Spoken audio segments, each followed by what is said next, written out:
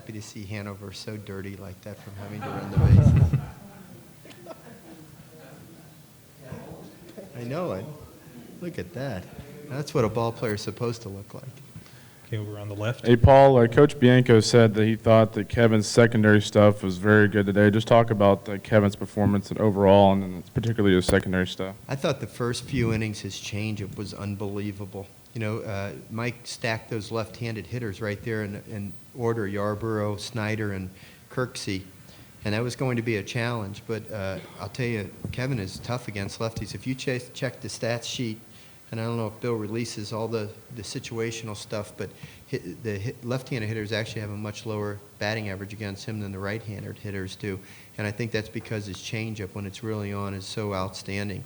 I know he struck Snyder out on 3 straight his first at-bat. And as time went on, he was throwing some good breaking balls as well.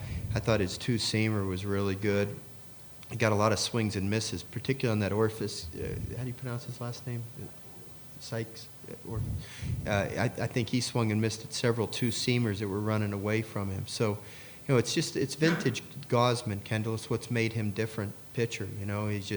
He's got 4 pitches he can go to, really almost 5, really. He's got his 4-seam fastball, his 2-seam fastball, his changeup, and he's throwing both a slider and a curveball.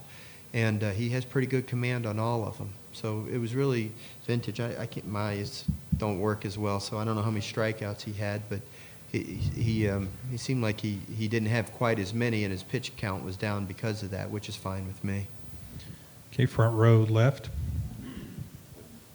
Paul, Ty gave a great answer, but can you answer about Snickeris as well? Not just Jordy, but Austin coming up in that big inning after he'd missed a couple of chances to stretch the lead. How key those 2 at-bats were? Well, first of all, let me address Austin Nola. Austin, for the last several weeks, has been locked in, and I'm telling you, if I was a Major League scouting director and I've been in the stands for the last couple of days watching Austin Nola play, I'd be thinking very serious about taking him pretty good in the draft.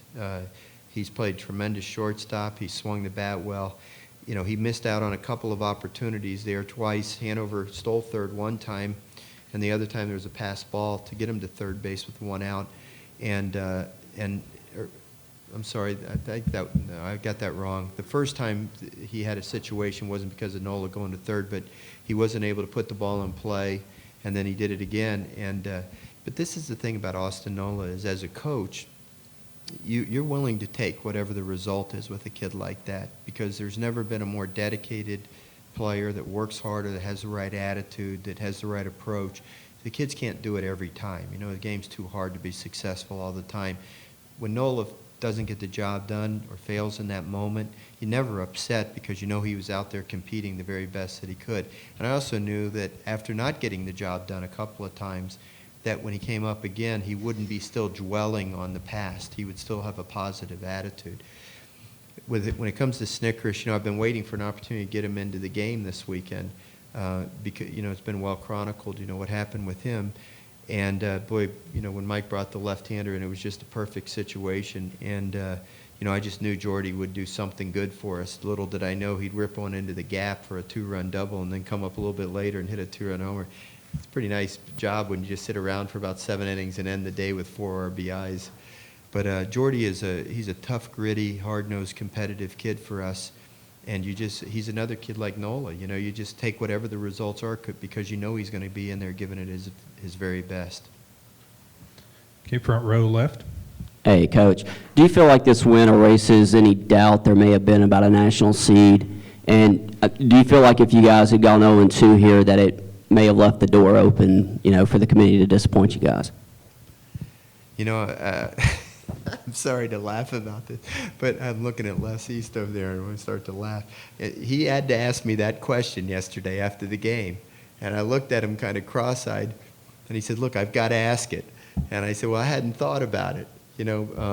Honestly, I like to think that had we gone 2-out, that the body of work for 56 games warranted us to be a national seed.